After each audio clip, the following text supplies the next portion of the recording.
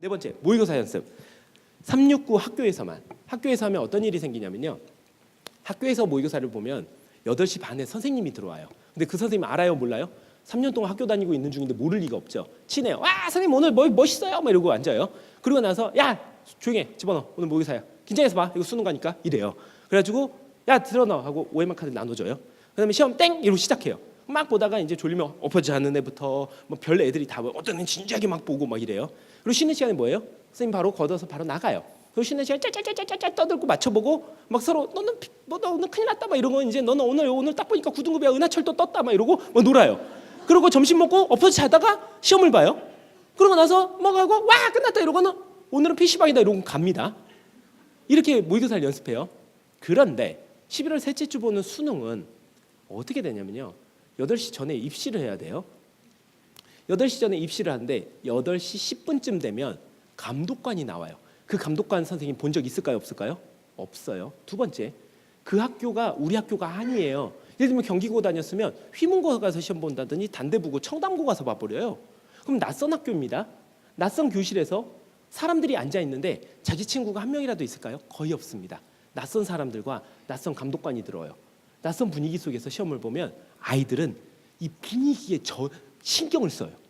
그러면 수능 시험에 온전히 신경을 써야 될 아이들이 수능 분위기에 신경을 쓰면 어떻게 될까요? 정신력이 분산돼서 수능을 망하게 됩니다.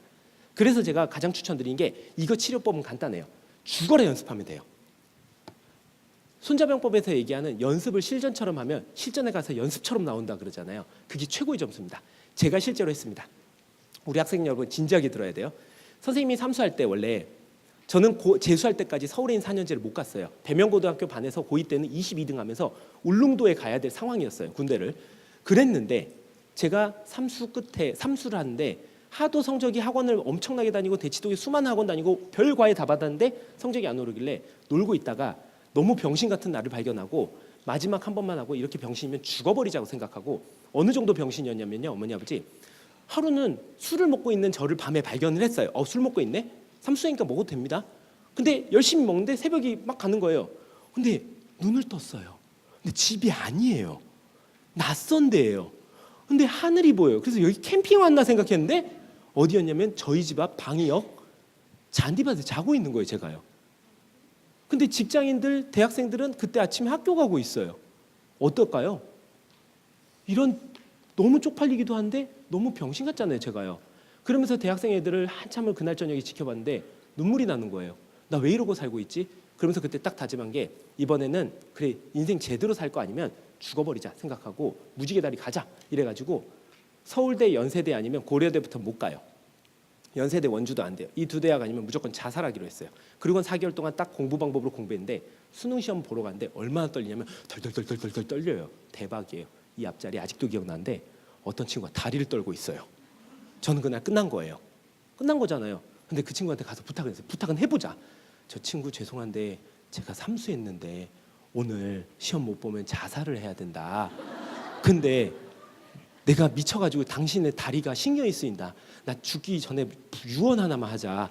이거 떨지 말아주라 했더니 얘가 진짜 안 떨어졌어요. 근데 국어가 시작되는데 OMR 카드를 쓴대요. 덜덜덜덜 떨리는 거예요.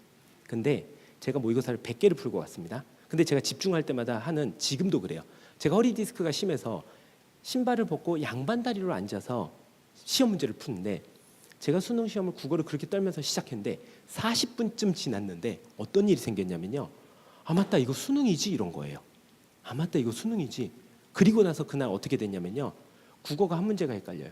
수학이 한 문제가 헷갈려요. 아니 수학은 다 맞은 것 같아요. 영어가 하나가 헷갈려요.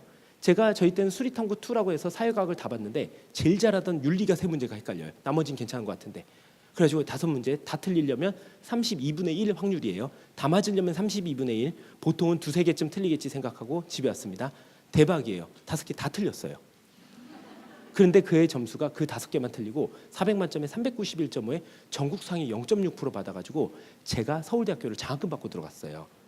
여러분 어머니 감사합니다. 박수는 안 쳐주셔도 돼요. 지금 시간 없습니다.